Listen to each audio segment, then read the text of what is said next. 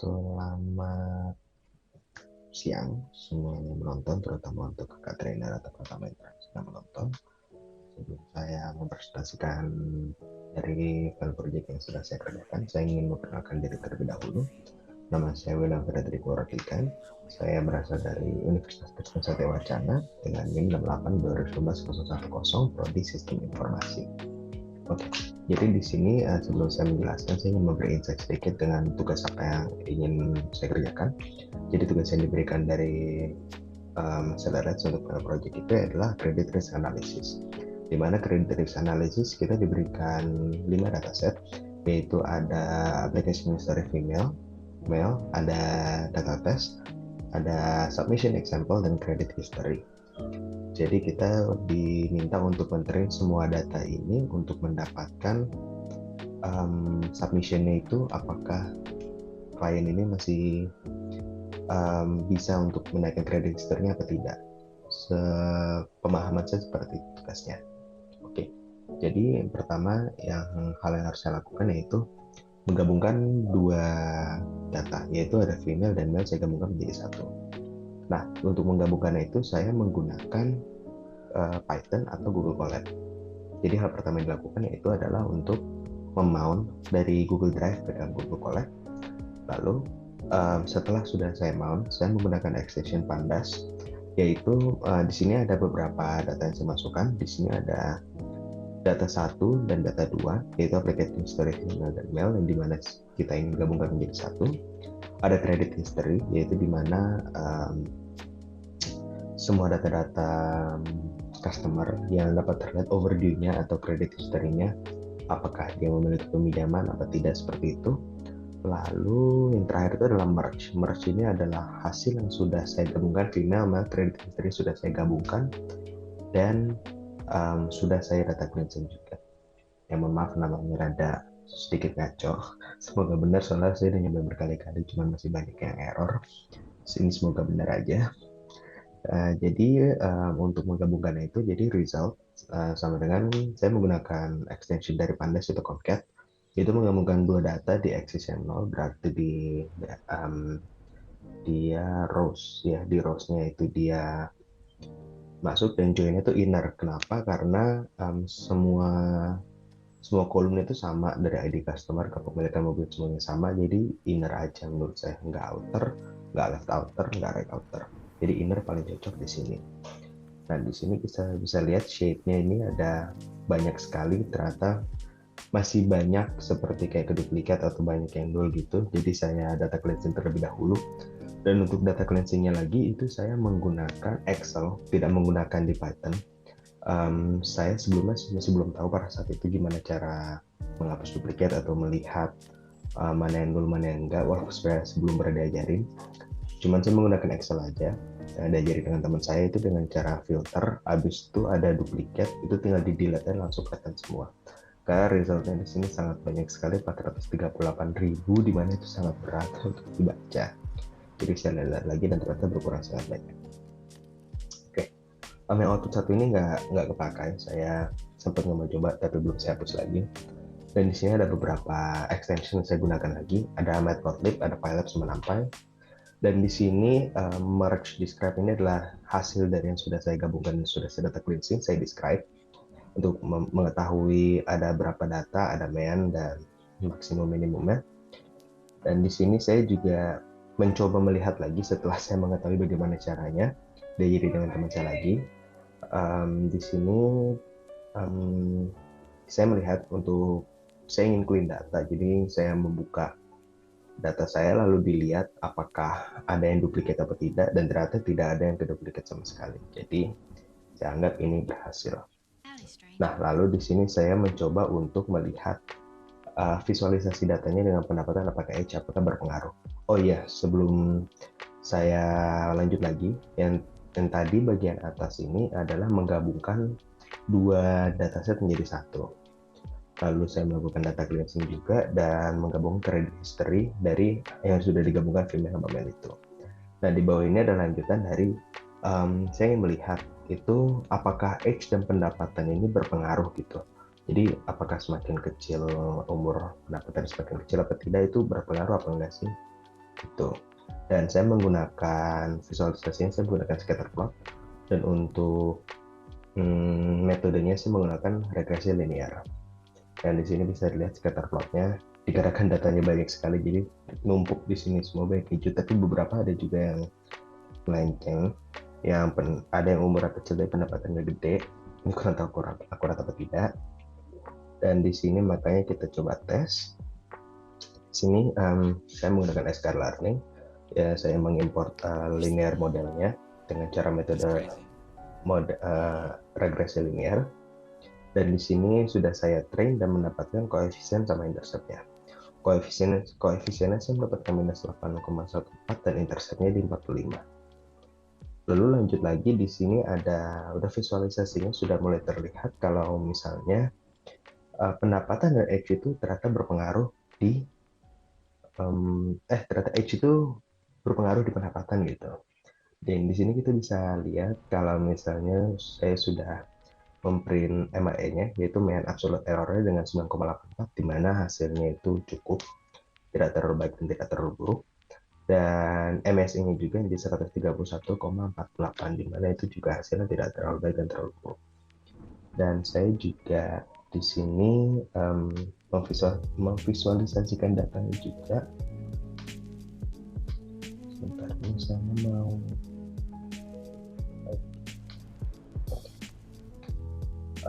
ini saya sudah visualisasikan menggunakan Google Looker Studio karena kita diminta untuk membuat 2 dashboard dan 2 insight.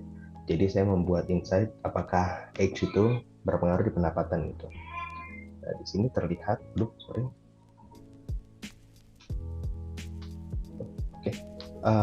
kita di sini ada data 57.000 ID customer atau 57.000 klien yang tercatat di sini.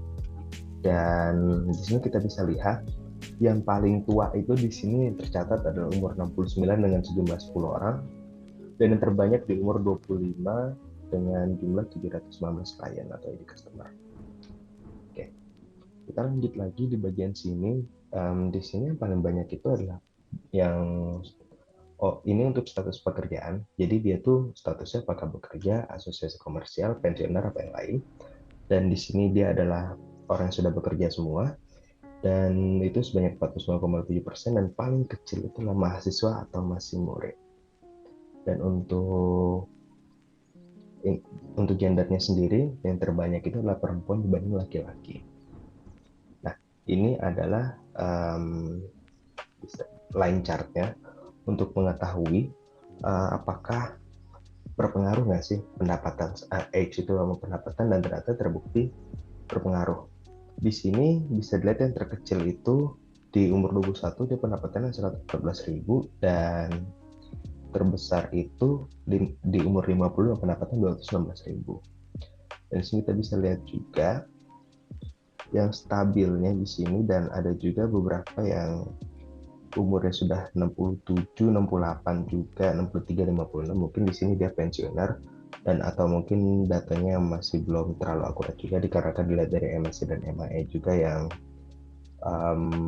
masih cukup, tidak terlalu baik, terlalu buruk.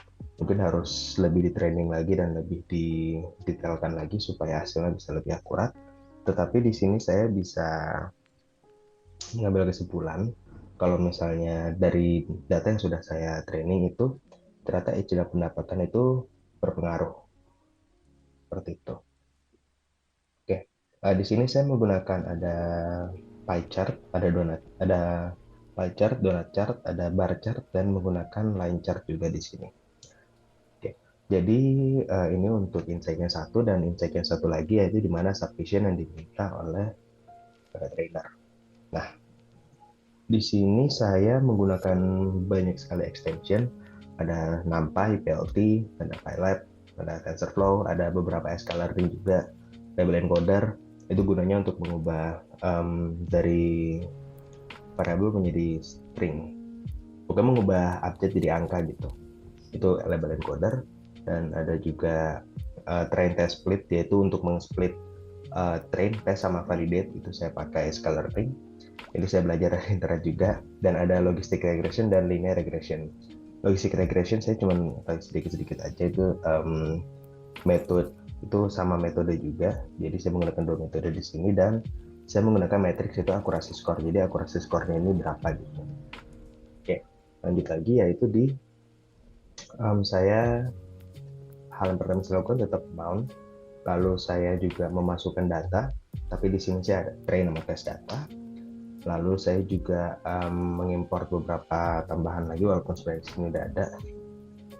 Terus di sini saya menggunakan label encoder seperti yang saya bilang tadi. Label encoder ini gunanya untuk mengubah yang tadinya tulisan menjadi angka gitu supaya trainingnya itu lebih mudah. Dikarenakan hasil output yang diinginkan itu bersifat 01 atau binary code, maka saya mengubahnya menjadi label encoder. Dan di sini bisa dilihat semuanya, kalau misalnya ini semua 010101 seperti itu. Oke. Dan kita lanjut lagi. Ini untuk melihat, ini saya juga ubah dari tes sama trainnya, saya ubah semuanya jadi binary code. Di sini saya melihat info. Untuk melihat infonya apakah semua sudah integer. Di sini semua integer dan float tempat, yaitu ada juga pendapatan yang nggak cuma 01, juga 2 dan yang lain-lain. Dan di sini saya mendrop beberapa tabel, gunanya itu untuk supaya memasukkan prediction LR. Nanti di bawah ada prediction linear regression. Oke. Di sini. Nah, di sini. Jadi di sini saya menggunakan metode logistic regression, yaitu yang saya bilang tadi itu ada di sini. Jadi saya mendrop yang tadi X itu untuk memasukkan X underscore test. Di sini bisa dilihat. Lalu saya memasukkan prediction linear regression ini supaya terlihat apakah prediction ini seperti apa gitu. Cuma di sini saya sudah mengotak-atik dan coba mempelajari lebih lanjut, tapi sepertinya ada kesalahan di sini sehingga hasil yang kurang maksimal. Dan hasil yang saya dapatkan itu di logistic regression itu rata-rata 0. Yang satu itu cuma beberapa aja. Jadi saya masih kurang yakin sama hasil yang saya dapatkan. Dikarenakan logistik trend score yang saya dapatkan itu 0,57, menurut saya itu bukan yang jelek banget, dikarenakan saya sempat diberitahu dengan teman saya yang juga belajar seperti ini. Dia bilang itu kalau misalnya normal atau sifat realistis itu di kisaran 70%, 70% sampai 80% itu masih bisa diterima. Tapi 80% ke atas itu mereka bilang itu overfitting katanya. Jadi too good to be true gitu. Jadi kalau misalnya di bawah 70 tuh masih oke, cuman masih bisa diimprovisasi lagi, bisa lebih dibaikan lagi. Cuman dikarenakan waktu yang mepet dan saya juga sudah berusaha sekuat mungkin untuk mengerjakan, tetapi tidak bisa juga. Jadi saya harus masih ada penelitian lebih lanjut lagi. Dan inilah hasil submission saya yang sudah saya kerjakan, yaitu seperti ini. Value-nya masih kebanyakan 0 ketimbang 1. Di sini saya menggunakan logistic regression.